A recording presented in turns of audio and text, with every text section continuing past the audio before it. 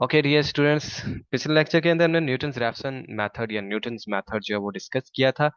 और हमने देखा था कि इस मेथड का इस्तेमाल करते हुए equations like F of X equal to zero की रूट्स को किस तरह से अप्रोक्सीमेट किया जा सकता है इन द गिवन इंटरवल। ठीक हो गया। और फिर इसका हमने एल्गोरिदम भी डिस्कस किया था, वो पूरे का पूरा एल्गोरिदम हमने लिखा था। और फिर उसके अलावा उस एल्गोरिदम का इस्तेमाल करते हुए हमने क्वेश्चंस को भी सॉल्व किया था। ठीक है जी। तो आज के लेक्चर में और इसके अलावा हमने इसके कुछ फायदे भी देखे थे कि ये बड़ा पावरफुल मेथड है। ठीक है। और इसकी कन्वर्जेंस रेट जो है वो भी बहुत फास्टर है बाकी मेथड्स के मुकाबले में जो अभी तक हम लोग पढ़ चुके हैं, फिक्स पॉइंट मेथड और बाइसेक्शन मेथड। ठीक है जी। तो लेकिन इसके कुछ ड्रॉबैक्स भी थे। तो वो क्या क्या ड्रॉबैक्स थे वो भी मैंने आपको बताए थे। सही हो गया। आज का जो हमारा टॉपिक है वो है सीकेंट मेथड। सही। सीकेंट मेथड असल में ये भी एक रूट फाइंडिंग मेथड है। इसका इस्तेमाल करते हुए हम इस तरह की रूट फाइंडिंग प्रॉब्लम्स को सॉल्व कर सकते हैं। और ये मेथड हमारे पास किस तरह से आया है, जो न्यूटन मेथड था उसी के अंदर हमने एक छोटी सी वेरिएशन लेकर आनी। ठीक है। वहां पर हम थोड़ी सी कुछ तब्दीली करेंगे तो हमारे पास सेकंड मेथड जो है वो जनरेट होगा। तो आज के लेक्चर में हम देखेंगे सेकंड मेथड क्या है। सही है। और इसका एल्गोरिदम भी डिस्कस करेंगे, इसका ग्राफिकल एनालिसिस भी करेंगे और इसका इस्तेमाल करते हुए एक छोटी सी प्रॉब्लम सॉल्व भी करेंगे। बुक जो हम फॉलो करें पंजाब यूनिवर्सिटी की recommended book numerical analysis which is written by Richard L Burden and Douglas Faires. ठीक है जी। इस बुक का हम 8th एडिशन फॉलो करें। तो ये सीकेंड मेथड है, इसका ये ग्राफिकल एनालिसिस भी यहाँ पर हुआ हुआ है। ठीक है। और इसके पीछे ये डेरिवेशन भी इसकी छोटी सी हुई हुई है। तो ये डेरिवेशन हम सर पहले प्लीज डिस्कस कर स्क्रीन लेते शेयर हैं। कर दें। हैं जी। स्क्रीन शेयर कर दें। स्क्रीन शेयर नहीं हुई हुई है? ओए होए होए, ये तो बड़ी खतरनाक बात होगी। चलें, आपके साथ अभी फौरन स्क्रीन शेयर कर दी जाती है, लेकिन आप इस तरह की जरूरी बातें पहले ही बता दिया करें। ठीक है प्यारे बच्चों। जी सर। अच्छा जी। तो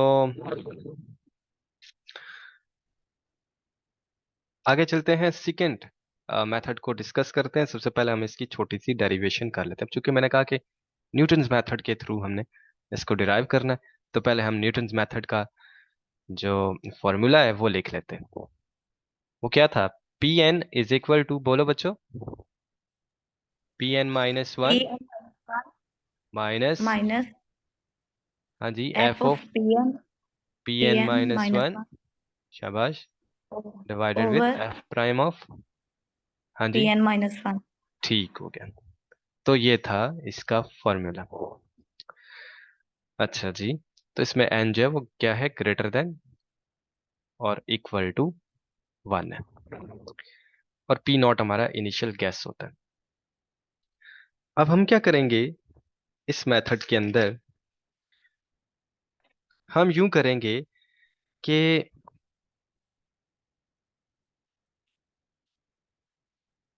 F prime of P N minus one को कंसीडर करें। ठीक है। कंसीडर, क्या चीज कंसीडर करें हम? F prime of P N minus one. ठीक है जी। अब आप लोगों को डेरिवेटिव की डेफिनेशन आती है। पिछले लेक्चर में मैंने आपको इसकी ज्योमेट्रिकल डेफिनेशन भी रिकॉल करवाई थी ताकि आपको न्यूटन मेथड डिराइव करना सिखाऊं। तो हमने वो पिछले लेक्चर में सब कुछ किया था। तो F prime of P N minus one, इसकी डेफिनेशन अगर हम यूज करें कि डेरिवेटिव, एफ का derivative at the point P N minus one, तो इसको आप कैसे लिख सकते हैं? आप इसको लिख सकते हैं limit X approaches to the point, कौन सा पॉइंट जिसके ऊपर आप डेरिवेटिव एवेलुएट करें, P N minus one, F of X minus F of P N minus one. Denominators में क्या आएगा बच्चों? डिवाइडेड विद, बोलिए, ये सेकेंड एक्स लाइन की स्लोप माइनस है। P N minus yes, one. Yes, X minus P N minus one. शाबाश, thank you. तो आप में से एक बच्चे ने बहुत अच्छा आंसर दिया। तो ये डेफिनेशन होगी जस्ट डेरिवेटिव की। अब इस डेफिनेशन के अंदर हम क्या पुट करेंगे, x के बजाय Pn-2 पुट कर देंगे। यही इसकी फिलॉसफी है इस मेथड की। तो आप लोग यहां पर पुटिंग करें, let we put x equal to Pn-2। तो जब आप x के बजाय Pn-2 पुट करेंगे तो आपके पास f प्राइम ऑफ Pn-2 ये किसके बराबर आ जाएगा। अब देखें क्या करना पड़ेगा, क्योंकि ये डेरिवेटिव की डेफिनेशन है और इसके लिए हमें यहाँ पर लिमिट का इस्तेमाल भी करना पड़ा है। और इसमें x जो है ये x Pn-1 के इन्फिनिटेसिमली क्लोज है, इंतहाई क्लोज है। अगर मैं ये कह देता हूं कि x Pn-1 के सिर्फ क्लोज है, तो फिर इस केस में मुझे क्या करना पड़ेगा, लिमिट के साइन को खत्म करना पड़ेगा और इस इक्वल के साइन को मैं अप्रोक्सीमेटली इक्वल के साथ रिप्लेस कर सकता हूँ। ठीक हो गया। किस सूरत में, जब x sufficiently close to the point Pn-1 हो। इंतहाई करीब की बात, यानी कि इन्फिनिटेसिमली क्लोज की बात नहीं की गई, करीब की बात की गई है, सफिशिएंटली क्लोज की बात की गई है। बात समझ गए। तो इसी तरह से जैसे मैंने x की बात की, अगर मैं x की बजाय क्या ले लेता हूँ, पॉइंट Pn-2 ले लेता हूँ। ठीक है जी, और उसके बारे में कह देता हूँ कि ये Pn-1 के सफिशिएंटली क्लोज है, तो फिर इस केस में यही इक्वेशन जो है वो क्या बन जाएगी, ये बन जाएगी f prime of Pn-2 is approximately equal to f of, बोले x की जगह क्या आ जाएगा, Pn-2 minus f of Pn-1 divided with, अब x की बजाय क्या आ जाएगा, x की बजाय हम लिख लेंगे जैसा कि हमने ऊपर लिखा Pn-2। समझ गए ना, ये हो गया आपके पास Pn-2 और फिर इसके बाद माइनस Pn-1। ठीक है, कितना आसान था। अच्छा, अब आप क्या करें, न्यूमरेटर में से माइनस कॉमन कर लें और डिनोमिनेटर में से भी माइनस कॉमन कर लें। माइनस और माइनस कट हो जाएंगे और आपके पास यहाँ पर f prime of Pn-2 sorry, this will come out to be, चूंकि अब आपके पास अप्रोक्सीमेटली इक्वल आया था। और जब माइनस कॉमन करेंगे ऊपर भी और नीचे भी, तो जो आपके पास राइट हैंड साइड है वो किसके बराबर हो जाएगी, ये बराबर हो जाएगी f of Pn-1 minus f of Pn-2 divided with Pn-1 minus Pn-2। समझ गए। अब चूंकि ओरिजिनली हमारे पास शुरू में क्या था, अप्रोक्सीमेटली इक्वल का साइन था।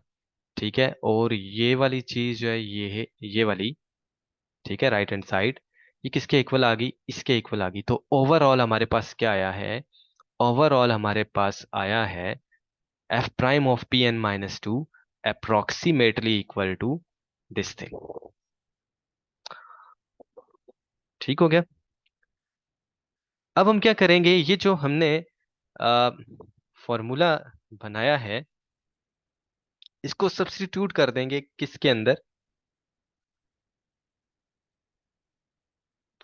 अच्छा, एक हम यहाँ पर मिस्टेक कर रहे हैं, वो ये कि गलती से हमने f ऑफ Pn-1 यहाँ पर लिखा हुआ था। ये आप लोगों ने मुझे बताया भी नहीं। ठीक है, क्योंकि हमने सिर्फ x के बजाय Pn-2 पुट किया था ना, तो ये आप लोगों को चाहिए था मुझे बताते। ठीक है, अब हम ये जो आंसर हमने निकाला f प्राइम ऑफ Pn-1 का, इसको उठाएंगे और कहाँ पे पुट कर देंगे, यहां पर पुट कर देंगे, इस फॉर्मूले के अंदर पुट कर देंगे। ठीक है जी। अब देखें इसका क्या फायदा होगा, चलें पहले हम सब्स्टिट्यूशन कर लेते हैं और फिर बताते हैं कि इसका क्या फायदा होगा। ठीक है, इन शॉर्ट मैं आपको ये बताता हूँ इसका ये फायदा कि एक ड्रॉबैक जो था डेरिवेटिव कैलकुलेट करने वाला न्यूटन मेथड के केस में, वो हमारा खत्म हो जाएगा। बात समझ गए ना। अच्छा, अब इसको आप किसी इक्वेशन का नाम दे दें, इक्वेशन नंबर 1, 2 का नाम दे दें, और न्यूटन मेथड की जो इक्वेशन थी उसको इक्वेशन नंबर 1 का नाम दे दें। ठीक है, और इस इक्वेशन नंबर 2 को उठाकर आप पुट कर दें न्यूटन मेथड वाली इक्वेशन के अंदर, यानी कि इस इक्वेशन के अंदर, इक्वेशन नंबर 1 के अंदर। ठीक है प्यारे बच्चों, तो आप लोग ये बात लिखेंगे, लिख लें जल्दी से। Using the approximation for F prime of P N minus one in Newton formula, या simply putting equation 2 into equation number 1, we get. मैं उस रिजल्ट को डायरेक्टली लिख रहा हूँ, कोई मतलब उसमें कुछ मुश्किल चीज नहीं है। चले मैं डायरेक्टली नहीं लिखता, आपको बता देता हूँ। P N equal to P N minus one, ठीक हो गया, माइनस आगे क्या आता था, F of P N minus one. तो F of P N minus one को मैं एज इट इज रहने दूंगा। चलो इसको मैं थोड़ा सा आगे करके लिख लेता हूँ। यहां पर F of P N minus one, denominator में क्या आता था, F prime of P N minus one. तो F prime of P N minus one की वैल्यू मैं यहाँ पर पुट करूंगा, जैसे ही पुट करूंगा इक्वल के बजाय क्या आ जाएगा, अप्रोक्सीमेटली इक्वल आ जाएगा। ठीक है जी। तो बहरहाल मैं इसको जो है वो इक्वल ही रहने दूंगा फिलहाल। डिनोमिनेटर में वैल्यू डालें, क्या थी वैल्यू, ये है सामने लिखी हुई, F of P N minus one. Numerator क्या आ रहा है, F of P N minus one minus F of P N minus two. ठीक है जी, ये न्यूमरेटर आ गया। और जो डिनोमिनेटर वाली टर्म है वो, उसको आप क्या कर सकते हैं, उसको आप उठाकर टॉप पर लिख सकते हैं। तो यहां पर मैं यही हरकत करने जा रहा हूं कि उसको मैं टॉप पर लिख दूंगा। ठीक है प्यारे बच्चों, तो लिखते हैं इसको। अगर हम टॉप पे, क्या आएगा, क्या आ जाएगा हमारे पास, P N minus one minus P N minus two. ठीक हो गया, तो वो मैंने जो डिनोमिनेटर था उसको टॉप पे लिख दिया। तो ये कुछ हमारे पास कुछ इस किस्म की एक चीज बन जाती है। ठीक है, तो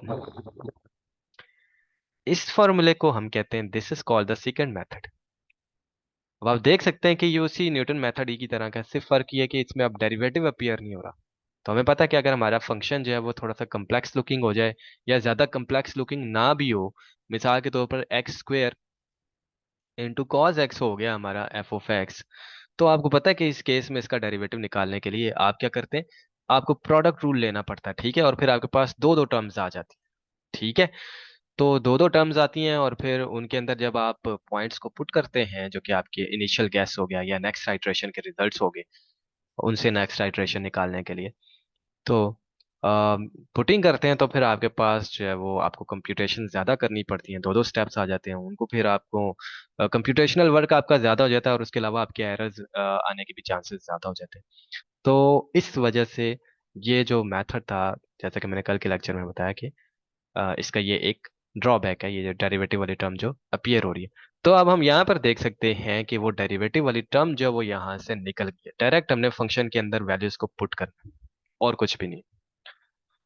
अच्छा जी, तो होपफुली आपको इसकी समझ आ गई। अब हम चलते हैं इसके थोड़े से ग्राफिकल एनालिसिस की तरफ। अब ग्राफिकली ये मेथड क्या कहता है, इसके लिए हमें ये देखना पड़ेगा कि ये जो मेथड है ये असल में क्या चीज बता रहा है। मतलब इस इक्वेशन को देखा जाए तो ये इक्वेशन हमें क्या बता रही है, हमें ये चीज चेक कर। ठीक है जी, तो इसके लिए फिर आप थोड़ा सा, हम यहाँ पर ग्राफ ना लेते हैं, इक्वेशन हम ऐसे ही रहने देंगे क्योंकि इसको हमने यहाँ पर एक्सप्लेन भी करना है। ये आपका एक्स एक्सेस हो गया, वाई एक्सेस है, वर्टिकल एक्सेस, एंड देन ये आपका एक्स एक्सेस हो गया, हॉरिजॉन्टल एक्सेस। ठीक है प्यारे बच्चों, ये बातें तो आपको पता है, अपने छोटे बच्चों को भी पढ़ाते हैं। अच्छा, अब हम सपोज करेंगे हमारे पास एक फंक्शन है y is equal to F of X, जिसका ग्राफ मैं थोड़े से रेड कलर में बना रहा हूँ। ठीक है, तो सपोज करें कि इसका ग्राफ जो है वो कुछ ऐसा है। तो ये है असल में graph of y equal to F of X. तो ये आपके गिवन फंक्शन का ग्राफ है। अब हमारे पास जो प्रॉब्लम है वो ये है कि F of X equal to zero, root finding problem है। ठीक है जी, इस इक्वेशन की हमने रूट फाइंड आउट करनी है यूजिंग सेकेंड मेथड। तो ये एफ ऑफ एक्स जो है ना, इसमें इस इक्वेशन में जो लेफ्ट हैंड साइड आ रही है यानी एफ ऑफ एक्स, उसका ग्राफ ये बनाया गया है। अच्छा जी, अब इसके बाद हम आगे चलते हैं।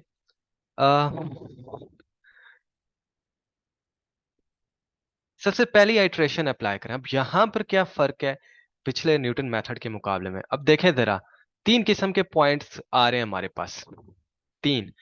एक है पी एन। पी एन कौन सा पॉइंट है?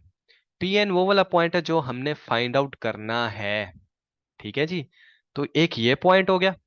और दूसरा पॉइंट कौन सा आ रहा है इससे पीछे वाला, पी एन माइनस वन, ये दूसरा पॉइंट है। लेकिन साथ ही तीसरा पॉइंट भी आ रहा है, कौन सा? P N minus two. तो तीन पॉइंट्स हैं। निकालना क्या था? P N. अब पी एन निकालने के लिए कौन से दो पॉइंट्स चाहिए?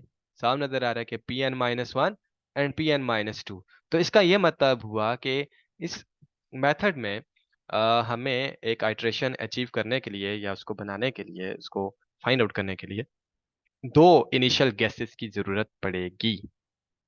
ठीक है, दो वैल्यूज की जरूरत पड़ेगी। मिसाल के तौर पे अगर आपकी फर्स्ट आइट्रेशन है, ठीक है, यानी P1, P1 तो नहीं, P2 आपकी फर्स्ट आइट्रेशन अब बनेगी। अब P2 निकालने के लिए आपके पास P नॉट होना चाहिए और P1 होना चाहिए। ठीक है, तो ये दो पॉइंट्स आपको चाहिए होंगे। ठीक हो गया। तो हम यहाँ पर सपोज करते हैं कि हमारे पास जो दो पॉइंट्स हैं, वो एक पॉइंट हो गया, सपोज करें P नॉट। ठीक है जी, और P नॉट आप सपोज करें कि इस पॉइंट के करस्पॉन्डिंग है। ठीक है, ग्राफ के ऊपर जो मैंने फर्स्ट पॉइंट लिया इसके करस्पॉन्डिंग, यानी कि ये इसकी, इस पॉइंट की जो एक्स वैल्यू है वो है पी नॉट और जो इसकी वाई वैल्यू है वो है एफ ऑफ पी नॉट। ठीक है जी, अब यहाँ पर हम बिल्कुल छोटे बच्चे बन गए, मास्टर्स लेवल के स्टूडेंट्स के बजाय बिल्कुल छोटे से बच्चे बन गए जो कि ये काम किया करते हैं। ठीक है जी, तो ये पॉइंट आपका हो गया पी नॉट। इसको मैं यहाँ पर लिख लेता हूँ, this is the point P not. और ये वाला जो पॉइंट है वाई एक्सिस के ऊपर, ये हो गया एफ ऑफ पी नॉट। ये बातें तो आप लोग बहुत अच्छी तरह से समझते हैं। चले कोई बात नहीं, छोटे बच्चों वाली बातें भी कर लेते हैं ताकि आप लोग बोर ना हो। क्या ख्याल है प्यारे बच्चों? अब इसी तरह से आपको P1 भी चूज करना था। मैं P1 जो है ना थोड़ा सा यहाँ पर चूज कर लेता हूँ। ठीक है जी, थोड़ा सा ये गलत हो गया, इसको मैं थोड़ा सा आगे करके ले लेता हूँ, ये ले लेता हूँ। ठीक है जी, तो ये है हमारा पॉइंट, सपोज करें this is the point P1। सही हो गया। और फिर इसके साथ भी वो काम आप कर लीजिएगा। ये आपका corresponding point on the graph है और वाई एक्सिस पर इसकी करस्पॉन्डिंग फंक्शनल वैल्यू यानी कि एफ ऑफ P1। अच्छा जी, अब जरा आप यूं करें, पहले तो नोट करें कि पॉइंट P जो कि हमने फाइंड आउट करना है, पॉइंट P वो क्या है? वो आपकी equation F of X equal to zero का रूट है। ठीक है, यानी कि ये पॉइंट एफ ऑफ P जो है वो इस equation F of X equal to zero को सेटिस्फाई कर रहा है, यानी कि F of P equal to zero आ रहा है। ठीक है, और आपको पता है कि ये पॉइंट P जो है वो किधर आता है? जहां पर आपका ग्राफ जो है वो एक्स एक्सिस को इंटरसेक्ट करता है। अच्छा, अब आप क्या करेंगे कि ये जो दो लाइंस हैं इनको जो नहीं सॉरी, ये जो दो पॉइंट्स हैं, एक है P not F of P not, ये वाला पॉइंट जो हमने पहले ड्रॉ किया, और फिर ये दूसरा पॉइंट, ठीक है, जिसके कोऑर्डिनेट्स क्या है? P1 एंड वाई कोऑर्डिनेट क्या है? F of P1। इन दो पॉइंट्स को हम क्या करेंगे? ज्वाइन करेंगे। बोलो बच्चों, क्या करेंगे? इन दो पॉइंट्स को ज्वाइन करेंगे। बोलो तो, ज्वाइन करेंगे। सही हो गया, ज्वाइन करते हैं जनाब। ये हमारे पास एक स्ट्रेट लाइन आ गई। ठीक है, इसको स्ट्रेट बनाइएगा, इस तरह का टेढ़ा मेढ़ा ना बनाइएगा, बिल्कुल सीधी होनी चाहिए। अच्छा, ये जहां पर एक्स एक्सिस को इंटरसेक्ट करेगी, यानी कि वो वाला पॉइंट जो कि इस लाइन का एक्स इंटरसेप्ट है, ये पॉइंट, ये हमारे पास नेक्स्ट आइट्रेशन का रिजल्ट है। पी नॉट पी वन हमने यूज किया किसको फाइंड आउट करने के लिए? P2 को फाइंड आउट करने के लिए। समझ आ गई? अब आप लोगों के लिए इस इक्वेशन को समझना आसान हो गया कि ये इक्वेशन क्या कहती है। ठीक है जी, ये इक्वेशन क्या कह रही है? देखें, हमने पहले ग्राफिकली क्या सीखा कि P2 निकालना है तो हमारे पास जो इनिशियल गैस थे P0 और P1, ठीक है, इनके जो corresponding points on the graph बनते हैं उन पॉइंट्स को ज्वाइन करें, यानी कि P0 एफ ऑफ P0 और P1 एफ ऑफ P1, इन दोनों पॉइंट्स को ज्वाइन करें तो जो आपके पास स्ट्रेट लाइन बनती है, उस स्ट्रेट लाइन का एक्स इंटरसेप्ट जो है वो हमारे पास नेक्स्ट आइट्रेशन का आंसर होगा। पहले तो मुझे ये बताएं, ये बात आप लोगों को समझ आ गई है कि नहीं आई है?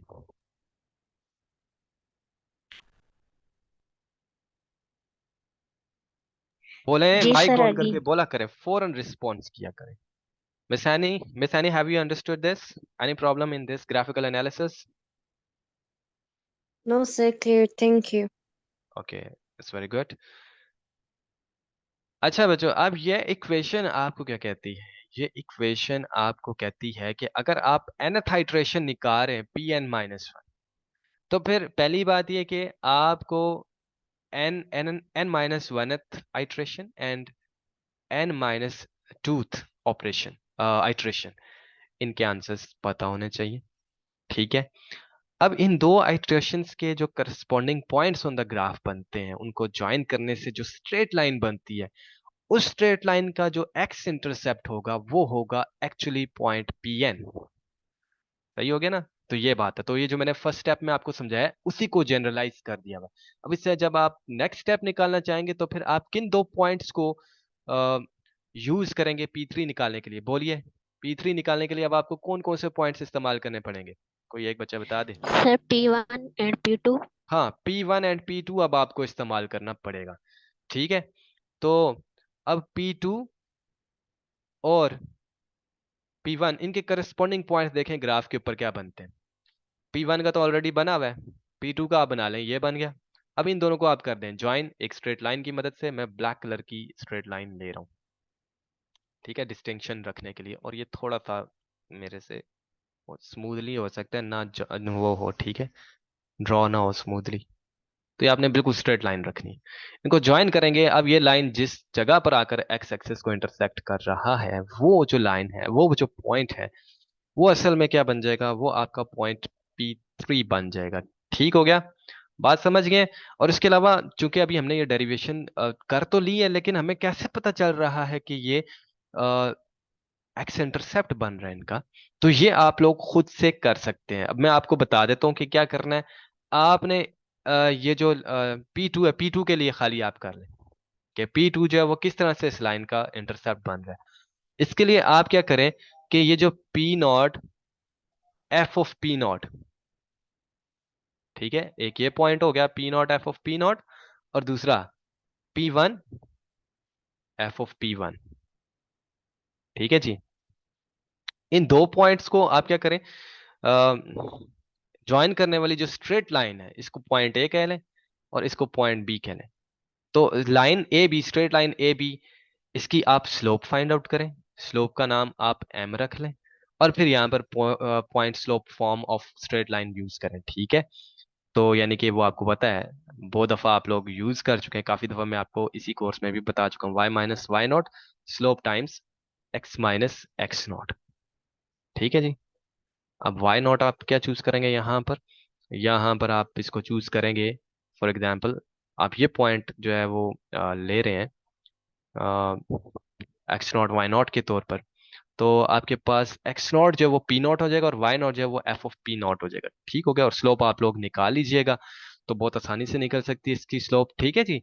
अच्छा, तो क्योंकि आपके पास इसके दोनों पॉइंट्स के दोनों कोऑर्डिनेट्स मौजूद है, स्लोप निकालें बहुत आसानी से। आपके पास आ जाएगी P1 minus F of P1 minus F of P0 divided with P1 minus P0। ठीक है, ये आपके पास स्लोप आ गई। अब ये जो आपके पास लाइन बनी थी, इस लाइन का एक्स इंटरसेप्ट निकालें। तो बच्चों मुझे बताइए, एक्स इंटरसेप्ट निकालने के लिए हम क्या पुट करते हैं? बताइए, एक्स इंटरसेप्ट निकालने के लिए इधर ही देख लें, स्ट्रेट लाइन इसमें देख लें, ये हमारे पास एक स्ट्रेट लाइन है। P2 इसका एक्स इंटरसेप्ट है, यानी कि ये एक्स एक्सिस पे आके कट कर रहा है। ठीक है, तो बताइए कि इस पॉइंट के ऊपर P2 के ऊपर y की क्या वैल्यू है? बताइए। 0। 0। तो एक्स इंटरसेप्ट निकालने के लिए हमें क्या पुट करना पड़ता है? y equal y to zero equal to put करना 0. पड़ता है।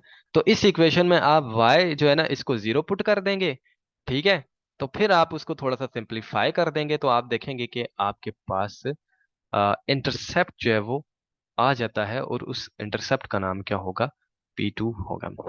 ठीक है, तो ये आप लोगों ने खुद से करना है। ठीक है बच्चों, बात समझ आ गई कि नहीं आई? ये आप लोगों ने जी ट्राई करना सर. है, you have to give it a try. अब हम इसका एल्गोरिदम करते हैं, फिर एक एग्जांपल करेंगे।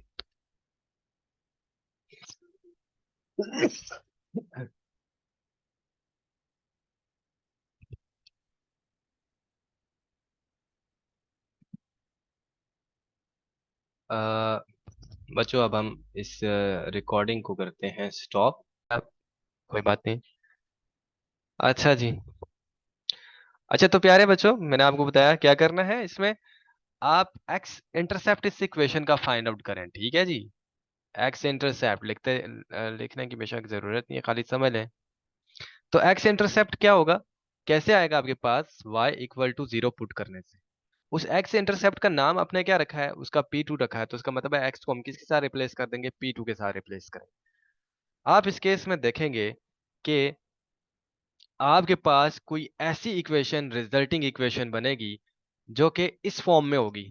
सिर्फ फर्क ये होगा, पी एन के बजाय आपके पास P2 आएगा। P2 की वैल्यू आपने अलग करनी है। P2 की वैल्यू आप अलग करें, आप देखेंगे कि वो क्या बनेगी, Pn-1, ठीक है, यानी कि P1, और फिर माइनस, जहां जहां पे Pn-1 आ रहा है वहां पर आपके पास आ जाएगा P1, और जहां जहां पर Pn-2 आ रहा है वहां पर आपके पास P0 आ जाएगा। ठीक है, सिर्फ ये सर फर्क हो जाएगा कि प्लीज एग्जैक्टली स्क्रीनशॉट ये कर इक्वेशन दें. आ जाएगी। ठीक है जी। क्या बोला? स्क्रीन शेयर कर दें. ओहो, स्क्रीन फिर दोबारा से शेयर नहीं हो सकी, तो अभी किए देते हैं। ये ले, चेक करें अब स्क्रीन शो हो रहा है। Yes sir. ओके बच्चों, अजान भी हो रही है, थोड़ी देर चुप कर जाते हैं।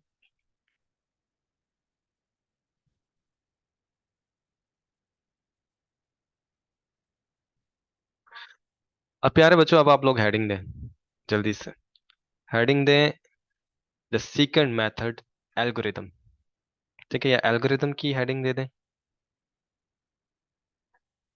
ये सारा मैं रिमूव कर रहा हूँ, होपफुली आपको इसकी अच्छी समझ आ गई। Algorithm,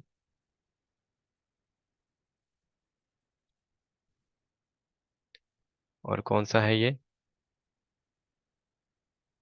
second method.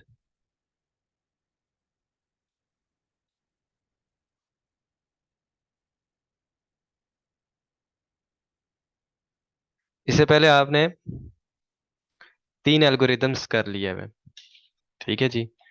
तो वो आप लोगों को आते हैं, मैं बीच बीच में आपसे पूछूंगा कि इस एल्गोरिथम में हमें क्या क्या करना होगा। फॉर्मूला आप लोगों के सामने होना चाहिए। अच्छा जी, करना क्या है हमने, ऑब्जेक्टिव क्या है हमारा, हमारा ये ऑब्जेक्टिव है कि हमने एक रूट फाइंडिंग प्रॉब्लम को सॉल्व करना, ठीक है।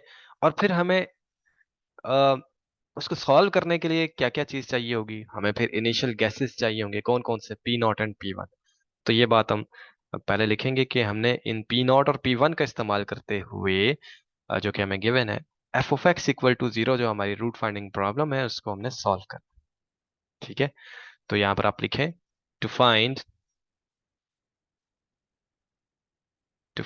ये ऑब्जेक्टिव है, ठीक है जी। To find a solution of,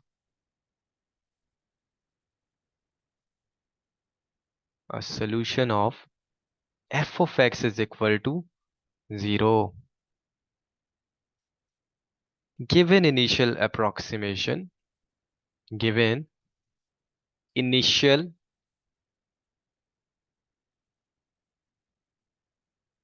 approximations,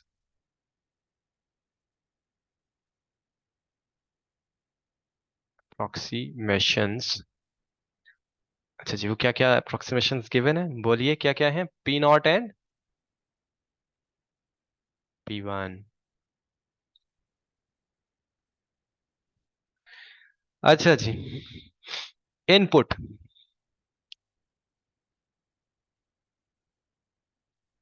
उसको मैं रेड कलर से लिख लेता हूं।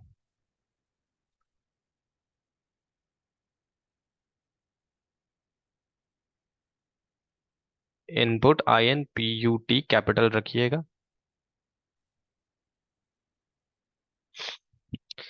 अच्छा जी, इनपुट आपके पास क्या क्या है?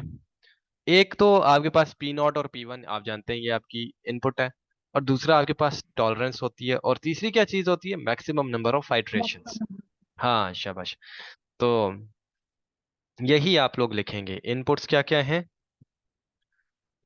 Initial approximations. P naught and P1। Yes, initial approximations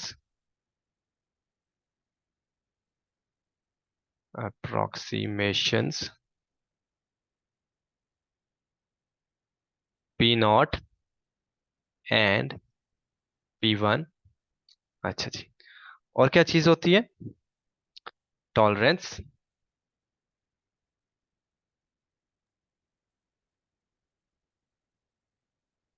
यानी कि विद इन व्हाट एक्यूरेसी आपको रूट जो है वो फाइंड आउट करनी है। इस टॉलरेंस को हमने किससे डिनोट किया? TOL। ठीक हो गया, T capital O capital L। ठीक है। अच्छा,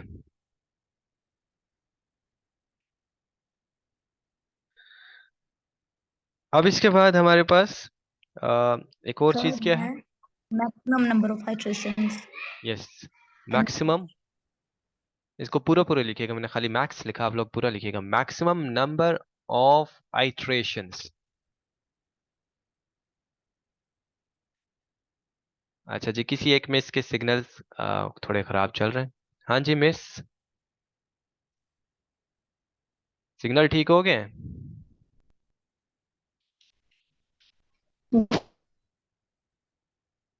बोलिए, माइक में बोले, आवाज कट रही है आपकी। जी सर, हो गए। अच्छा अच्छा, ठीक है। बट बच्चों, अच्छे वाला पैकेज आप लोग लगाइए, लगाया करें ना, सस्ता पैकेज ना लगाया करें। अच्छा, तो मैक्सिमम नंबर ऑफ आइट्रेशंस जिसको हम क्या कहते हैं? N0। अच्छा जी, तो अब इसके बाद आउटपुट आपने क्या शो करानी होती है बच्चों, बोलें जरा। आउटपुट में हम क्या लिखा करते हैं? आउटपुट आउटपुट अप्रोक्सीमेशन सोल्यूशन यानी कि गिव अप्रोक्सीमेट और सोल्यूशन हमें लिखना होता है अगर हमारे पास। अच्छा, और क्या पॉसिबिलिटी हो सकती है आउटपुट में? Message failure. हाँ, फेलियर का हमने मैसेज शो करना होता है कि भाई हमारा मेथड जो है वो फेल हो गया। वो किस सूरत में बताइए? वो सूरत में जब हमारे पास हम जो maximum number of iterations use कर रहे हैं, वो मैक्सिमम नंबर ऑफ आइट्रेशंस जब हमने यूज कर लिए हैं और हमारे पास रिक्वायर्ड टॉलरेंस के अंदर अंदर आंसर नहीं आया, तो उसका मतलब मेथड हमारा फेल हो गया। आप या तो यूं करें कि अपनी टॉलरेंस डिक्रीज करें, या नंबर ऑफ आइट्रेशंस इंक्रीज करें। ठीक हो गया, मैक्सिमम नंबर ऑफ आइट्रेशंस। तो अच्छा जी, तो आउटपुट में हम क्या क्या लिखेंगे? एक बात लिखेंगे, which is the approximate solution।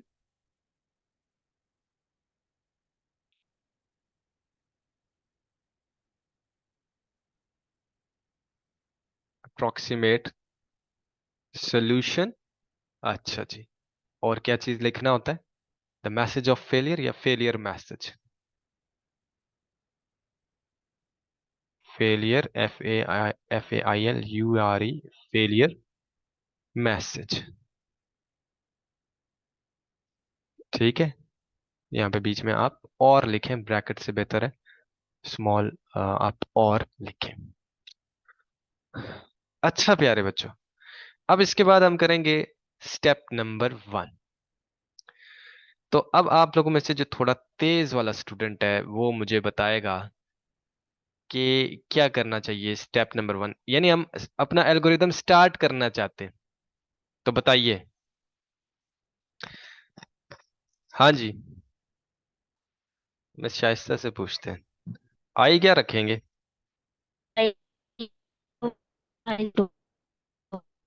Equal to,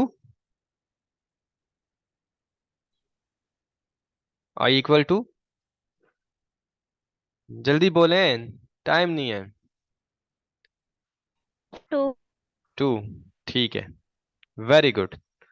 2 से हम इसको स्टार्ट करवाएंगे। इसको हम 1 से स्टार्ट नहीं करा सकते, क्योंकि अगर हम 1 से स्टार्ट करते हैं तो इसका मतलब हम P1 ले रहे हैं। अब P1 तो हमें ऑलरेडी गिवन है इनपुट के तौर पर। हमने पहला स्टार्ट ही P2 निकालना है। P2 निकालने के लिए फिर हमें, इसका मतलब है एल्गोरिदम जो है वो I इक्वल टू 2 से स्टार्ट करना। Very good, very nice answer. अच्छा जी, इसके बाद आ जाता है स्टेप नंबर 2। अब स्टेप नंबर 2 क्या होगा? अच्छा, स्टेप नंबर 1 में एक और चीज भी है। वो क्या है? ये आप पहले स्टेप 1 को भी कंप्लीट नहीं हुआ। आप क्या करेंगे कि आप डिफाइन करेंगे क्यू नॉट। ठीक है जी, क्यू नॉट को आप एफ ऑफ पी नॉट ले लें। ठीक हो गया। और इसी तरह से Q1 को आप क्या लेंगे? Q1 आप ले लें F of P1। F of P1। ठीक हो गया प्यारे बच्चों। और चूंकि नेक्स्ट लाइन यूज करनी है तो इसलिए आप नेक्स्ट लाइन पे आए हैं तो आप ये वाला साइन यूज करेंगे। ठीक है, तो ये साइन आप यूज करें। ठीक है ना, आपको पता है आप सी लैंग्वेज यूज करें, C++ लैंग्वेज यूज करते हैं, या अगर आप मैथमेटिक्स वाली साइड में मैथमेटिका यूज करते हैं, बल्कि मैटलैब यूज करते हैं, तो अब न्यू लाइन पे जाने के लिए आप ये वाला जो सेमी कॉलन वो इस्तेमाल करते हैं। तो ये वो है। अच्छा, अब यहाँ पर आके आपका फर्स्ट स्टेप कंप्लीट हो गया, आप यहाँ पर फुल स्टॉप देंगे। ठीक है, जहाँ पर आपका स्टेप कंप्लीट होगा आप वहां पर क्या देंगे? फुल स्टॉप दे देंगे। अब ये चीजें आप लोग जानते हैं। अच्छा, स्टेप नंबर 2।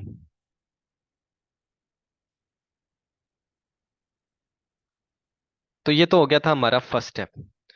अब स्टेप नंबर 2 क्या? हम अपना एल्गोरिदम जो है वो उसमें आइट्रेशंस परफॉर्म करना चाहते हैं। ठीक है, तो क्या लगाएंगे यहाँ पर? आइट्रेशंस हमने अब स्टार्ट करवानी है। वाइल, बोलें आई लेस देन और इक्वल टू क्या रखेंगे? बोलें बच्चों। N naught. Yes. Do following. Do step 3 to step 4। आपने जितने भी पीछे 3 एल्गोरिदम्स पढ़े उनमें यही थे, step 3 to step 6। Do step 3 to the step 6। 3 to 6 भी लिख लें, ठीक है, चलेगा। अब इस लाइन का मतलब भी मैं बहुत दफा आप लोगों को बता चुका हूँ कि एन नॉट आइट्रेशन आने तक, यहां पर तो आपने स्टार्ट कर लिया ना 2। ठीक है, 2, आई को आपने 2 ले लिया ना। तो यहां पर आपको बताया जा रहा है कि एन नॉट आइट्रेशन आने तक आप लोगों ने क्या करना है? नीचे वाले जो स्टेप 3 से लेकर 6 है ये सारे परफॉर्म करना है। ठीक है, एन नॉट आइट्रेशन तक करना है, एन नॉट को भी बीच में इंक्लूड करना है। अच्छा, लेकिन एन नॉट से आगे नहीं जाना है, इसलिए हमने आई को क्या किया? लेस देन और इक्वल टू एन नॉट कर दिया। और आई को हमने स्टार्ट किधर से किया? 2 से किया। यानी कि 2 वाला जो केस है आई इक्वल टू 2 वो भी इसी के अंदर आ जाता है। 2 के लिए भी, आई इक्वल टू 2 के लिए भी आपने ये 3 टू 6 जो है वो परफॉर्म करने हैं। अच्छा, वो कौन कौन से स्टेप्स हैं? अब चूंकि ये इसके सबसीक्वेंशियल स्टेप्स बन रहे हैं या सब स्टेप्स बन रहे हैं, तो इस वजह से मैं इसको थोड़ा सा आगे करके लिखूंगा स्टेप नंबर 3 को। समझ गए ना? ये बात आपको अच्छी तरह से पता है। तो अगर आपको फर्स्ट एल्गोरिदम भी आता है सही तरह से तो आप लोगों को बाकी एल्गोरिदम्स ऑटोमेटिकली आ जाएंगे, अच्छी तरह से समझ आ जाएंगे। अच्छा जी, तो स्टेप नंबर 3 क्या है? आपको पता है कि यहाँ पर आप फॉर्मूला जो है वो डिफाइन करते हैं। सेट, क्या चीज सेट करें या पुट करें? Small p is equal to, small p को क्या पुट करना है? P1। ठीक है। अच्छा, ये जो p होता है ये आपका फॉर्मूले का Pn है। ठीक है, वहां पर हम यहाँ पे एल्गोरिदम में Pn के बजाय क्या लिखते हैं? p लिखते होते हैं। अच्छा, P1 हो गया। और इसी तरह से Pn-1 आपका Pn हो जाएगा। बात समझ गए? P1 हो जाएगा Pn-1 एंड देन माइनस। अब आगे जो फॉर्मूला था उसमें आपके पास आता था P N minus one minus P N minus two multiplied with F of P one. ठीक है, न्यूमरेटर में ये आता था। तो एफ ऑफ पी वन की बजाय हमने क्या लिया हुआ है, क्यू वन लिया हुआ है, तो क्यू वन लिखेंगे। फिर उसके आगे हमने क्या चीज ब्रैकेट में मल्टीप्लाई की हुई थी, हमने की हुई थी P N minus one minus P N minus two. ठीक है, तो उसके बजाय हमारे पास क्या आएगा, मैंने कहा पी एन माइनस वन के बजाय हम पी वन लिख रहे हैं। ठीक है जी, और इसी तरह से पी एन माइनस टू के बजाय पी नॉट। ठीक है, ये बात भी आपको अच्छी तरह से पता है। डिवाइडेड विद, डिवीजन में क्या था, डिनोमिनेटर में, डिनोमिनेटर में आपके पास था F of P one minus F of P two. तो एफ ऑफ पी वन हमने क्या लिया हुआ है, क्यू वन लिया हुआ है। ठीक है जी, माइनस इसी तरह से एफ ऑफ पी नॉट। ठीक है, F of P N minus two जो कि हमारा क्या बनेगा, एफ ऑफ पी नॉट, जो कि क्यू नॉट के इक्वल है। अच्छा प्यारे बच्चों, ये बात आप लोगों को समझ आ गई है ना?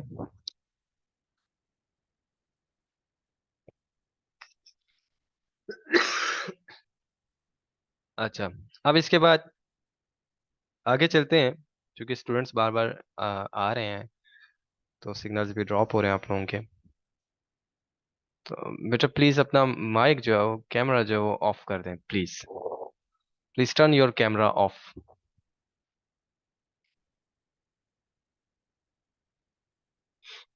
अच्छा, अब इसके बाद आप लोग क्या करेंगे कि स्टेप नंबर सिक्स जो है ना, नहीं सॉरी, क्या है, स्टेप नंबर फोर, वो हमने अब परफॉर्म करना है पहले। लेकिन आप यहाँ पर भी लिखिएगा कि ये इसमें हम क्या करें, स्टेप नंबर थ्री में बताइए क्या करें। इसमें हम, अगर हम आई इक्वल टू टू ले रहे हैं, यानी कि अपनी फर्स्ट आइटरेशन परफॉर्म कर रहे हैं, तो इस केस में हम पी टू फाइंड आउट करें। ठीक है ना, अगर आई इक्वल टू टू है इसका मतलब पी टू हम फाइंड आउट करें। फिर आई थ्री के केस में हम पी थ्री फाइंड आउट करेंगे using P one and P two. तो इसका मतलब यह हुआ कि अगर ith आइटरेशन चल रही है तो हम पी आई फाइंड आउट करें। सो यहाँ पर आप ब्रैकेट्स में लिखेंगे कंप्यूट, क्या कंप्यूट करें, पी आई। अब इसके बाद आप चलेंगे नेक्स्ट स्टेप के ऊपर, स्टेप नंबर फोर। ठीक है, बिल्कुल छोटे बच्चों की तरह से मैं आपको पढ़ा रहा हूँ, कोई जल्दी नहीं है। इसके बाद हम क्या करते होते हैं, जिस भी स्टेप पे पहुंचे हुए हैं, हर एक स्टेप में एक चीज हमने लाजमी चेक करनी है। वो क्या है, हमने चेक करनी है कि जो हमारे पास एरर आ रहा है करंट आइट्रेशन और प्रीवियस आइट्रेशन का, क्या वो विद इन द टॉलरेंस है, यानी कि वो error less than absolute error, less than tolerance है या नहीं। तो यानी कि हम क्या लेंगे, बोलिए, absolute value of what, less than tolerance. बोलिए, कोई एक बच्चा बोले जिसको पता है।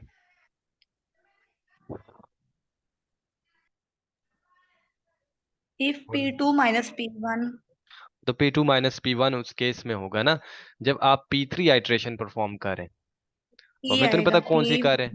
हाँ, पी आएगा। P minus yes, P minus, बोले हैं, Let P1. P minus P1. शाबाश, very good. P minus P one हम यहाँ पर लगाएंगे। ठीक हो गया।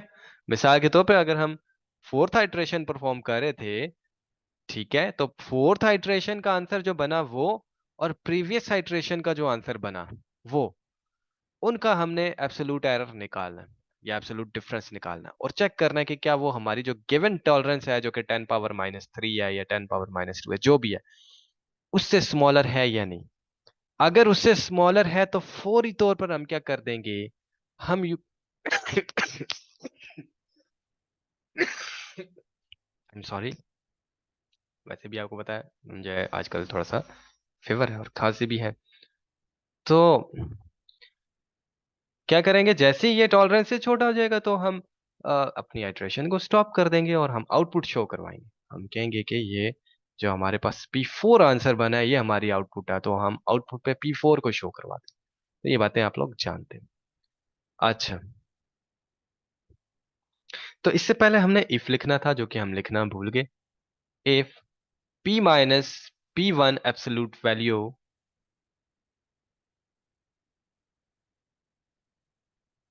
Is less than the tolerance, then C के आगे, देन अभी लाइन कंप्लीट नहीं हुई, इस वजह से अभी हम सेमीकोलन का इस्तेमाल नहीं कर रहे।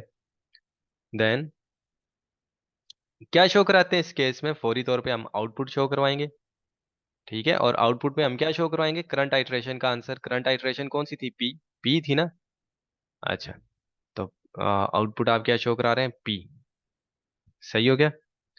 और फिर इसके बाद हमें क्या नेक्स्ट लाइन पर जाने की ज़रूरत होती है, बिल्कुल होती है, ताकि हम क्या करें, अपनी आइट्रेशन को या एल्गोरिथम को स्टॉप करवाएं। अच्छा बहरल, आप यहाँ पर क्या लिखते होते हैं, the procedure was, the procedure was successful.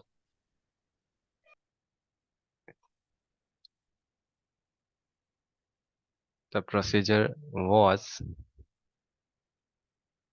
Successful. ठीक है क्या, ठीक है प्यारे बच्चों। अच्छा जी, अब इसके बाद क्या करना है, प्रोसीजर सक्सेसफुल हो गया, फौरी तौर पर हमने अगले आंसर्स तो नहीं निकलवाने शुरू कर देना, हमने यहीं पे स्टॉप करवाना है। तो फौरन हम आगे लिखेंगे STOP, स्टॉप। अच्छा जी, यहाँ तक आप लोग लिख लें, अब खाली हमारे पास स्टेप 5 और स्टेप 6 करने वाले रह गए।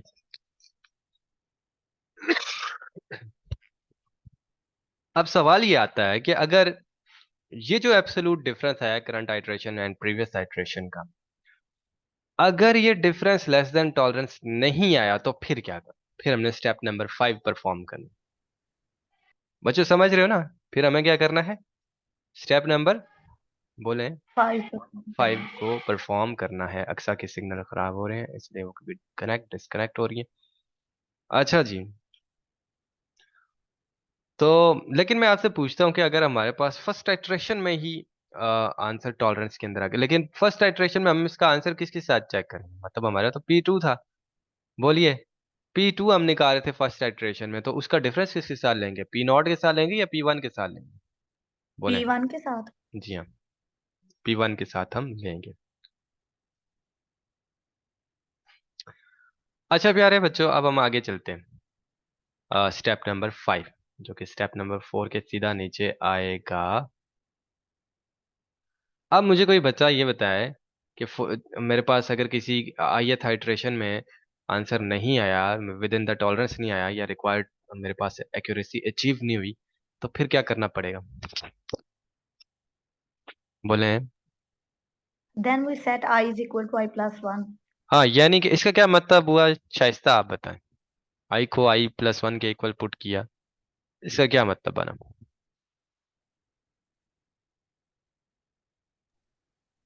नेक्स्ट आइटरेशन परफॉर्म जी करना। हाँ, वेरी गुड, शाबाश। इसका ये मतलब हुआ कि अब हम नेक्स्ट आइट्रेशन परफॉर्म करने वाले हैं, जहां जहां पर आई मतलब आई था ना, तो अब हम आई की बजाय क्या करें, I+1 पुट करें।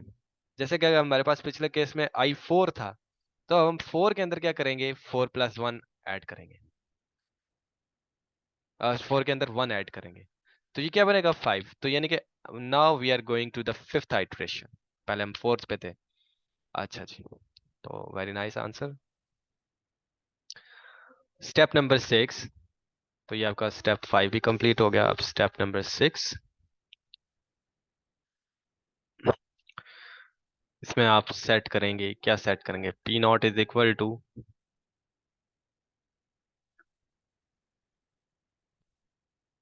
P1, ठीक है। अब ये बात आप लोगों ने मुझे बतानी है कि ये क्यों किया गया है, Q0 इक्वल टू Q1, इसी तरह से P1, ओहो,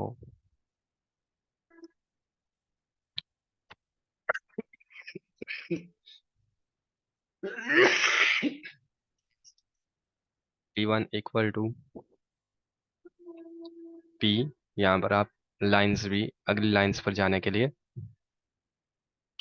अच्छा, सेमीकोलंस का यूज करें, Q1 equal to F of P1।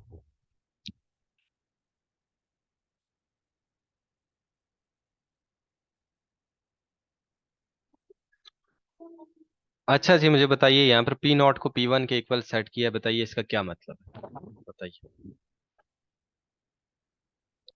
ये बात तो आप लोग जानते हैं ना, पी नॉट को पी वन के इक्वल हमने सेट किया है।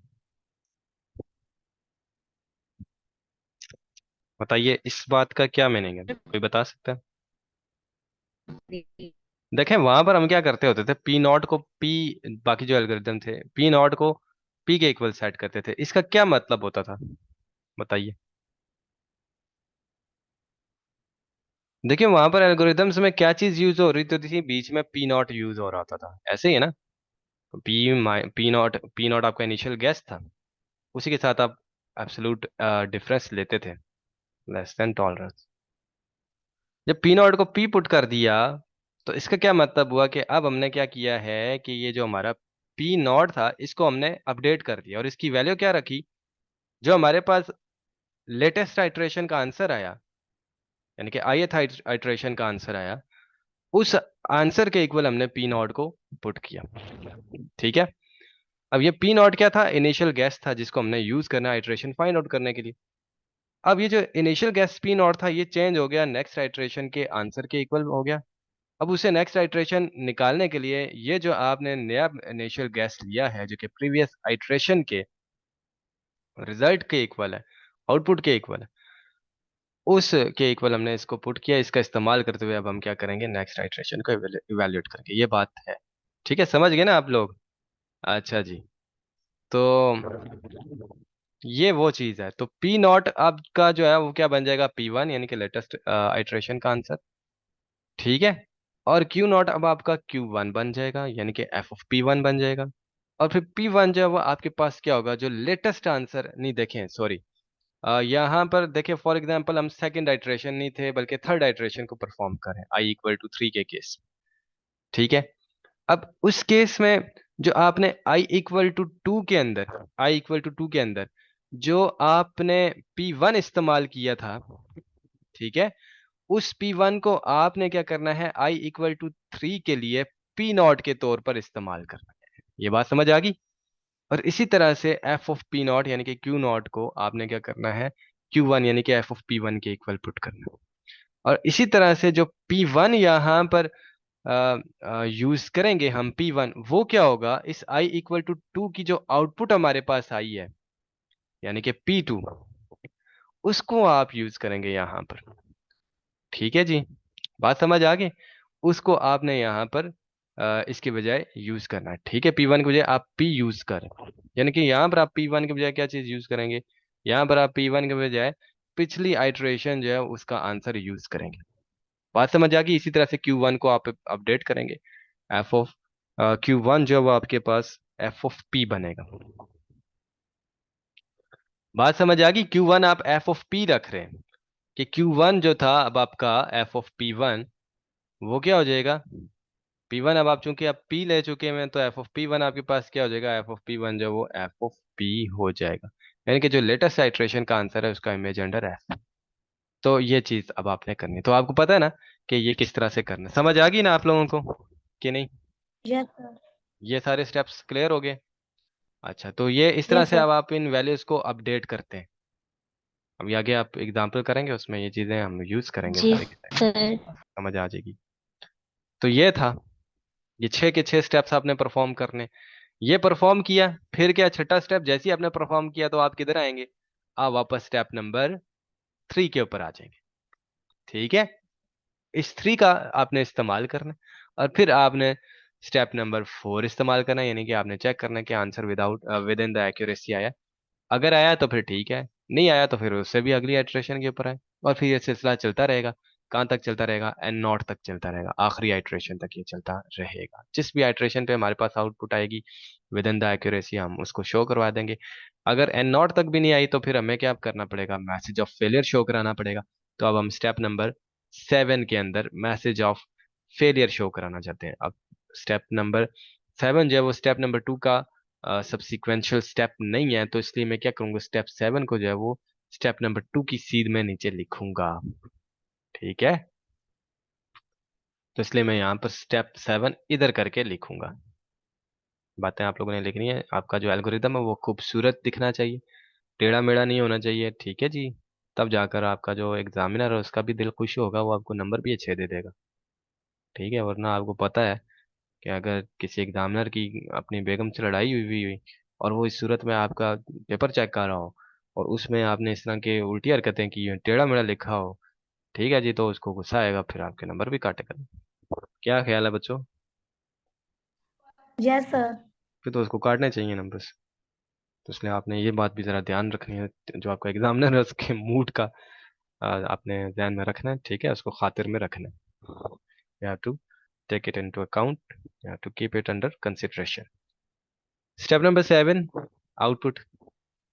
क्या होनी चाहिए जनाब आउटपुट?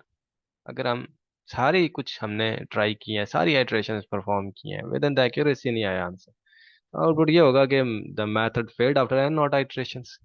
यही होगा, और तो कुछ नहीं हो सकता। The method failed after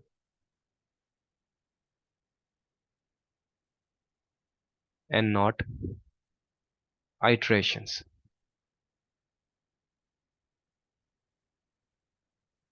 iterations ये आपने शो करवाना है, और फिर यहाँ पर आप एन नॉट को डिफाइन भी तो करते होते हैं, ठीक है जी। तो where N naught equal to, जो भी आप लिखे हैं उधर उसने कॉमा लगा दिया, फिर उसके बाद उसने यहाँ पर लगाया जनाब छोटा सा कॉमा, और उसके आगे उसने एन नॉट लिख दिया, ठीक है। और फिर उसके बाद उसने क्या किया है, उसको मैं थोड़ा क्लियर करके लिख लेता हूँ। यहाँ पर उसने कॉमा लगाया, फिर यहाँ पर एन नॉट लगाया, और फिर ब्रैकेट को क्लोज करके ये सीन कर दिया। ये बिल्कुल वही चीज़ है जैसे आप सी लैंग्वेज के अंदर वो क्या कमांड यूज करते हैं, प्रिंट एफ की, ठीक है जी, प्रिंट एफ, ये वो वाली कमांड है। तो वो आप इस तरह से यूज करते हैं। इसी तरह से मैटलैब के अंदर आप DISP वाली कमांड यूज करते हैं, ठीक है। और एक और कमांड भी यहाँ पर आप यूज करते हैं, F print F, F print F, MATLAB. अच्छा जी, तो ये वो वाली चीजें हैं, तो बहरहाल आप इसको इसकी समझ आ जाएगी। अगर आप यूं नहीं लिखते हैं, आप खाली यूं भी लिख लेते हैं ये इतना था, तो फिर भी चलेगा, ठीक है। आउटपुट ये आपने शो करा दी कि method failed after and not iterations, और फिर the procedure was unsuccessful. Bracket bracket में लिखेंगे द प्रोसीजर वाज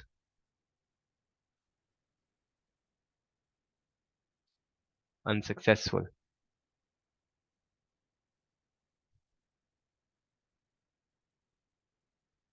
ठीक है प्यारे बच्चों।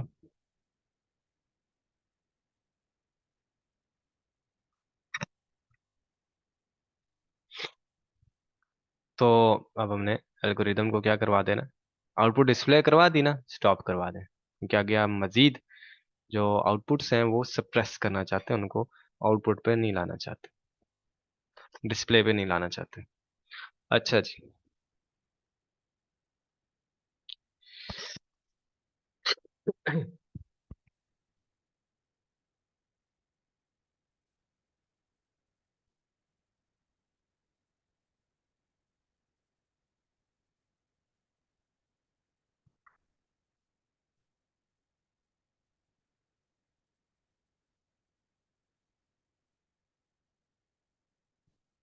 लिख लिया बच्चों सबने? एल्गोरिदम की समझ आ गई? किसी ने कुछ पूछना तो नहीं है?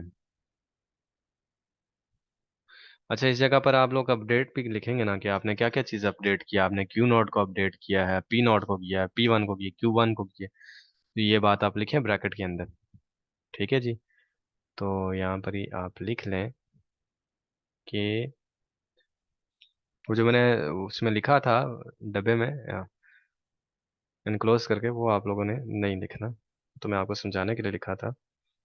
तो अपडेट, इस सारे के अंदर हमने किस किस को अपडेट किया, अपडेट P0, फिर Q0 को भी किया, ठीक है। ऊपर आप देख सकते हैं P0 को भी अपडेट करके P1 बना दिया गया। फिर उसके अलावा हमने P1 को अपडेट किया, और फिर इसके अलावा Q1 को भी अपडेट किया।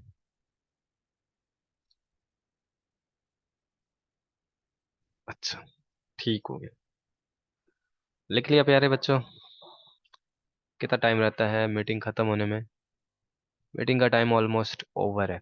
तो अब आप लोग यूं करेंगे कि उस लिंक को क्लिक करके वापस आएंगे, ठीक है?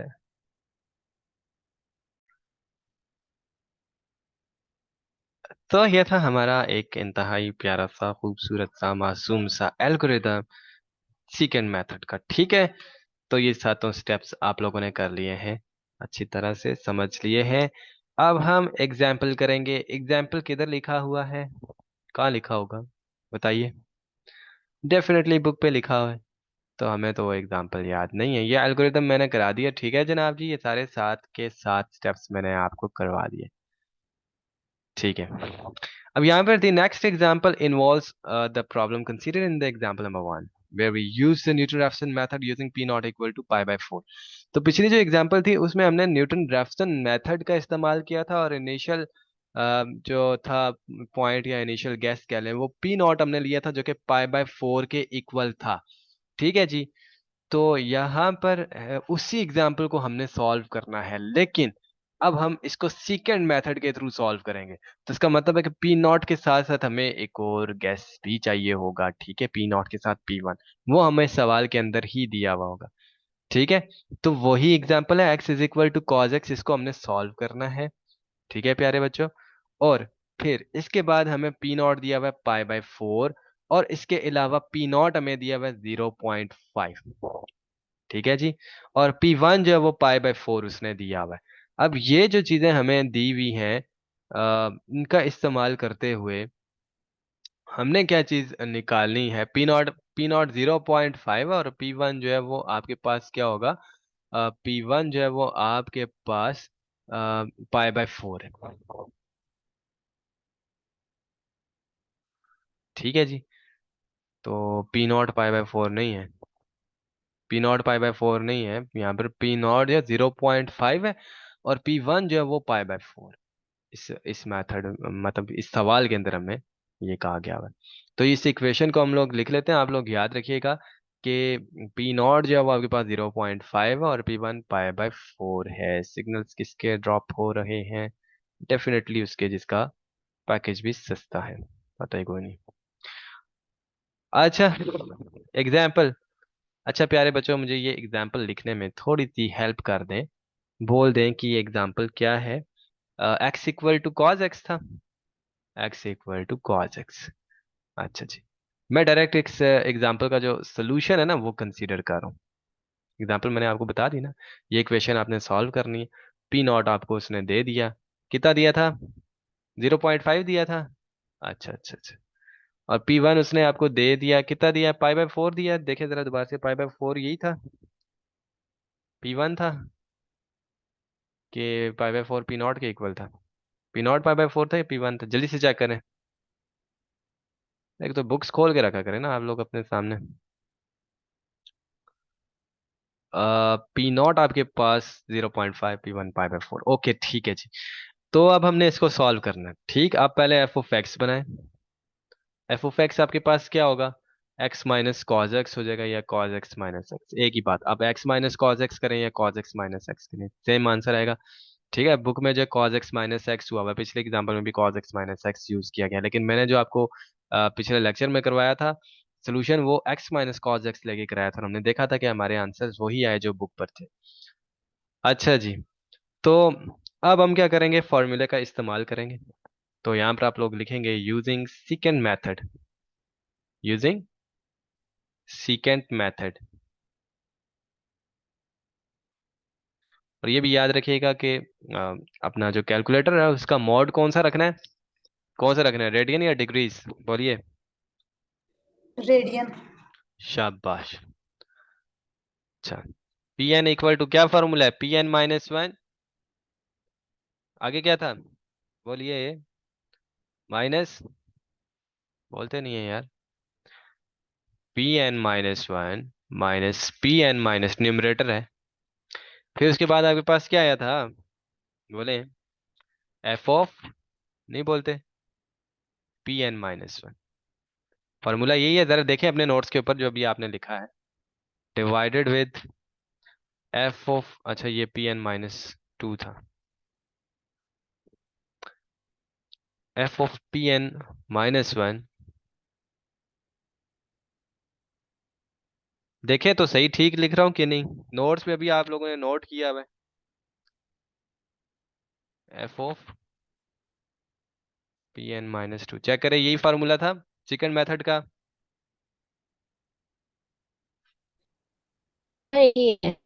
अच्छा, अब यहाँ पर आपके पास एन जो है वो क्या होगा, ग्रेटर देन और इक्वल टू टू। बात समझ गए? वहां पर आप लोग लिख लीजिएगा, मैंने नहीं लिखा गलती से, तो आप लोग लिख लीजिएगा एन ग्रेटर देन और इक्वल टू टू है। जो सेकंड मेथड की डेरिवेशन की फाइनल फार्मूला हमने निकाला है, उसके अंदर एन ग्रेटर देन और इक्वल टू टू आपने लगाना है, और इसकी रीजन आपको पता है कि आप पी टू जो आपकी फर्स्ट आइट्रेशन होगी, तो इस वजह से एन ग्रेटर देन और इक्वल टू टू होगा, टू से स्टार्ट होगा, टी टू से आगे जाएगा। अच्छा जी, अब इसके बाद आप क्या करेंगे, N equal to two put करेंगे, ये आपकी first iteration for N equal to two. ये आपकी फर्स्ट आइट्रेशन है, बेशक ब्रैकेट में आप लोग लिख लीजिएगा कि this is our first iteration. तो अपने अपने कैलकुलेटर्स ओपन करें, ठीक है, और निकालें पी टू की वैल्यू। पी टू कितना आएगा आपके पास, पी टू आपके पास आएगा पी एन माइनस वन, यानी कि पी वन माइनस अगले क्वेश्चन का numerator, P one minus P N minus two, two minus two हो गया पी जीरो, हो गया P naught, and F of P one divided with F of P two, oh sorry P one है, P N minus one, this is F of P one minus, यहाँ पर P one and minus P naught है, तो यहाँ पर F of P one minus F of P naught है, very simple. समझ आ गई? अब इसको आप लोग इवेल्युएट करेंगे, पी वन की वैल्यू डालें जो सवाल के अंदर उसने दी हुई है। क्या दी है पी वन की वैल्यू, जल्दी देखें, पाई बाय फोर दी हुई है। पाई बाय फोर को आप Yes. लोग कैलकुलेट करेंगे कैलकुलेटर के ऊपर, क्या आता है, थ्री पॉइंट, कैलकुलेटर निकालें अपना, जल्दी से बताएं पाए का आंसर।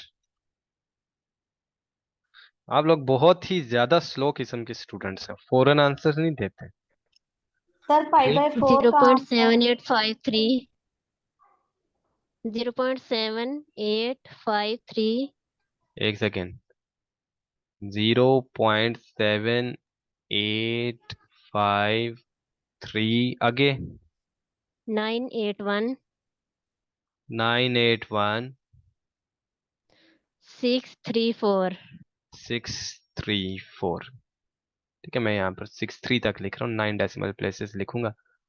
ये मैंने पी वन का आंसर लगा लिया, माइनस, अब आगे आप यहाँ पर पी वन का आंसर निकाल, जो भी निकाला आपने वो डालें, ठीक है जी, फिर माइनस पी नॉट का आंसर 0.5 है, ठीक है, वो निकालें, ठीक है, और फिर इस ब्रैकेट को भी सॉल्व करें, साथ साथ एफ ऑफ पी वन का भी आंसर साइड पर निकालें।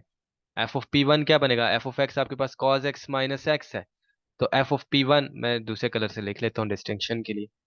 तो एफ ऑफ आपने क्या निकालना है, एफ ऑफ पी वन निकालें, एफ ऑफ पी वन क्या हो जाएगा, पी वन कितना था, पाई बाय फोर है, अच्छा, F of pi by four equal to cos pi by four, ठीक है जी, माइनस पाई बाय फोर। ये आप कैलकुलेटर के ऊपर इकट्ठा भी निकाल सकते हैं, ठीक है ना। कैलकुलेटर पे आप इसको किस तरह से निकालेंगे, कि किस तरह से कमांड्स देंगे, ये कॉस पाई बाय फोर लिखा आपने, इसको आपने ब्रैकेट में लिखना है, ये एक ब्रैकेट लगाई आपने, फिर कॉस पाई बाय फोर लिखा, ब्रैकेट क्लोज कर दिया, फिर माइनस डाला, फिर ब्रैकेट डाला, पाई डिवाइडेड विथ फोर, ठीक है। तो कैलकुलेटर का आपको बिल्कुल सही तरह से इस्तेमाल करना आना चाहिए, तभी जाकर आप पेपर्स में इस तरह के सवाल जो लेंथी होते हैं वो आप लोग जल्दी जल्दी कर पाएंगे। तो पेपर में तो ज़्यादा टाइम नहीं होता, तो ये आप लोग कैलकुलेट करेंगे, इसको यहाँ पर फिट कर देंगे, F of P, P N minus one, F of P one, ये आंसर आपने यहाँ पर पुट कर देना है, ठीक है, और ये वाला तो आंसर आपने डिफरेंस का निकाल दिया ना, यहाँ पर पुट करें।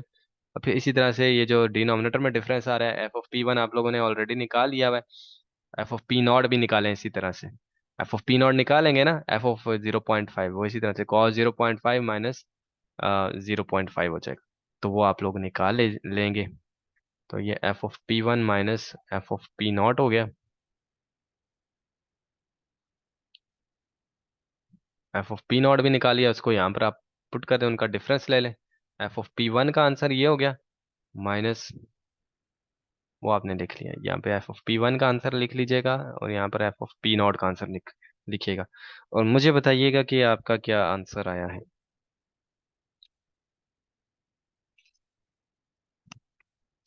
जल्दी जल्दी से करें, जब तक मैं इसको यहाँ से रिकॉर्डिंग को स्टॉप कर देता हूँ।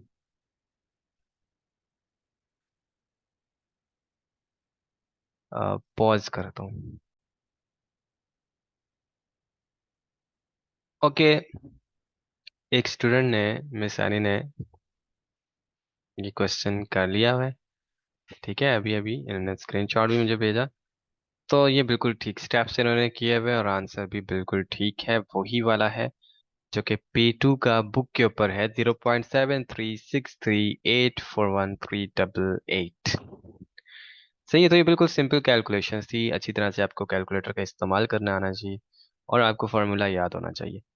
ठीक है, ये याद रहेगा तभी जाकर आप इनकी आंसर्स जो है वो फाइंड आउट कर सकेंगे। ओके, सो डियर स्टूडेंट्स, आप लोगों ने इसके आंसर्स जो है वो फाइंड आउट कर लिए हैं। So you can compare it with the table that is given in the book.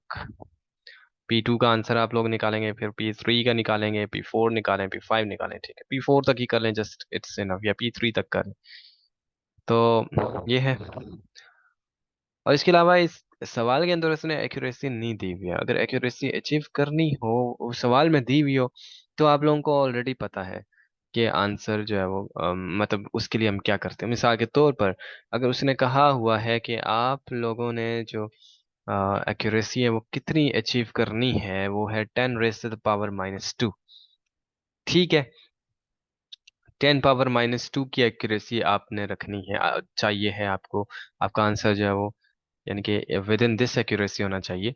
तो मिसाल के तौर पे आपने P2 निकाला था, P2 का आप डिफरेंस लेंगे विद P1, ठीक है, और देखेंगे कि क्या ये आंसर लेस देन 10⁻⁻² है। अगर फॉर एग्जांपल ये आंसर आता है 0.05 आ गया, ठीक है जी, तो ये आपके पास बन जाता है 5 × 10⁻⁻² आ जाता है। अब आपको पता है कि ये नंबर जो है वो अच्छा ये इक्वल है, सपोज करें कि ये जो एब्सोल्यूट वैल्यू है ये इसका आंसर 0.05 है। आपको पता है ये नंबर जो है ना वो 10⁻⁻² से छोटा है, बिकॉज 5 इज छोटा नहीं है, बड़ा है, बड़ा है, बिकॉज 5 इज ग्रेटर देन 1। तो इसका मतलब है कि ये विद इन द एक्यूरेसी नहीं है। तो फिर अब मैं क्या करूंगा, नेक्स्ट आइट्रेशन परफॉर्म करूंगा, P3 माइनस P2 का आंसर बनाऊंगा और फिर यही एब्सोल्यूट डिफरेंस जो है वो फाइंड आउट करूंगा। ठीक है, तो नेक्स्ट आइट्रेशन परफॉर्म की मैंने P3 निकाल लिया, P3 का आंसर प्रीवियस आइट्रेशन P2 के साथ लिया, इसका डिफरेंस लेकर एब्सोल्यूट वैल्यू लिया, तो और फिर मैंने देखा, सपोज करें मेरे पास अब आंसर 0.005 आ गया, या फिर चले 2 आ गया है। तो ये कितना बन जाएगा, ये बन जाएगा 2 × 10⁻³ आ गया, और आपको पता है दिस इज लेस देन 10⁻⁻² होता है। तो इसका मतलब है कि ये जो P3 आंसर निकला है ये विद इन द एक्यूरेसी है, so this is an acceptable answer. तो इसी तरह से आप लोगों ने ये एक्सरसाइजेस के क्वेश्चन जो अब मैं आप लोगों को देने जा रहा हूँ, जो आपने करने हैं कौन से मेथड के थ्रू, सीकेंड मेथड के थ्रू करने हैं। सही है, ये है आपका क्वेश्चन नंबर 3।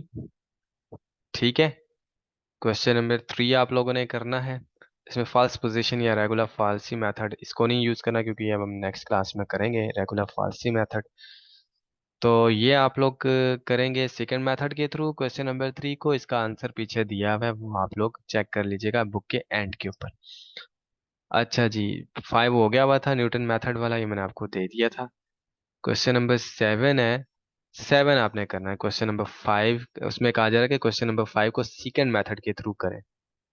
ठीक है, तो 7 भी आप लोगों ने करना है। तो ये आप लोगों की होमवर्क एक्सरसाइजेज हैं, तो इनको लाजमी प्रैक्टिस कीजिएगा। तो बच्चों इसके साथ ही ये वाला लेक्चर होता है ओवर।